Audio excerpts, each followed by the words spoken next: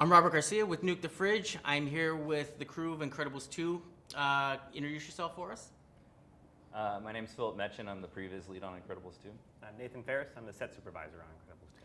So we were in a panel or presentation earlier creating the worlds of Incredibles. And it was extremely insightful, and just the amount of work that you guys put into a lot we don't really even see. I mean, it's just so detailed and so immersive. Can you tell us a little bit about it? Well, I think it's interesting that you put it that way because a lot of what we do see, we didn't see previously. And, it's amazing when we build these things sometimes. We do kind of have to consider the world in a kind of holistic way because as the story develops and changes and we find different things out about the characters, we may want to shoot in different locations of those sets. So it actually is really beneficial for us to build these worlds a bit larger than what we think we'll need. And it also, we feel some responsibility to the audiences to give them, stuff that's the best we can do. And so we want to make sure that we put in all the details that we feel help the story and make it look the best that we can, that sort of thing, so that, people get really immersed into the world of Incredibles.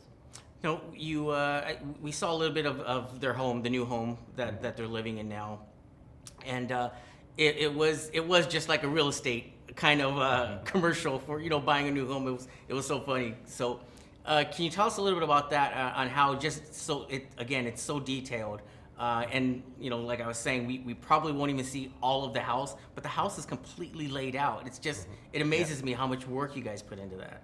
Yeah, there's definitely areas that we worked on and ended up not really needing. Like we never see Violet's bedroom, but we did do some work on it. But there is Violet's bedroom in there, and we only have a couple shots of Dash's bedroom in the film.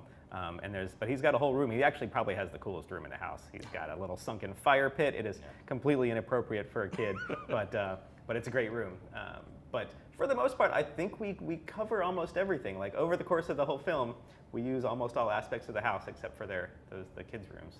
But yeah, it did take a large team to put that whole house together. There's a lot of stuff in there. Yeah. So was the concept or design for that house, of course, started with the story because, we see them in a different phase of their life. The house is not quite a family's house. It's more like a kind of a bachelor house, and the design, tends to have one think of, like Old Palm Springs, the swinging 60s kind of thing. Yeah. So can you give us a little bit of insight on the design with of the residents and even the overall look of the place, or just the world for the Incredibles? Well, I think the original concept, there were two things that were kind of driving originally. Was Brad wanted kind of an arrow up. I don't know. In the original film, their house is actually kind of an arrow down. Mm-hmm. It's kind of a depressed shape, and he wanted it up. And there was a drawing that had been done of a kind of a rocket launching. And so we kind of keyed off of that. The other thing, too, is that it's supposed to be the house of a semi-eccentric billionaire. Uh-huh. And so to that end, it's supposed to serve more of a purpose of entertaining and impressing than raising a family, right, which kind of played well with the situation that the Incredibles were in at the time. It's like, you're on your way up. Here's this big thing. Isn't it perfect? And as we go through and learn about the characters and what they're going through, it tends to act against them more than before them. And part of the situation that they're in life is they're in a bit of a pinch. Like they're going to get kicked out of their motel, right, and they need to go someplace. And this is the sort of thing that they have this opportunity, but they don't really have a really good choice. They kind of need it. And so it kind of puts them in a situation that's a little bit uncomfortable. And the house is kind of designed to be also a little bit uncomfortable. Now, before we go, was there anything that was challenging as far as creating any part of the world for the Incredibles? Was there something in animating or something that really just kind of challenged you for this movie?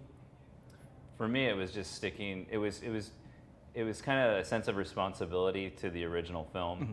I mean, we all have an amazing experience of it. We're all big fans of it and wanted to work on this one. So I think every day coming in and saying, I said to myself, is what you're doing Incredibles enough? Is the design of what you're working on, is this enough for this film, for Brad, for the studio, for the story, and for the legacy of the original picture?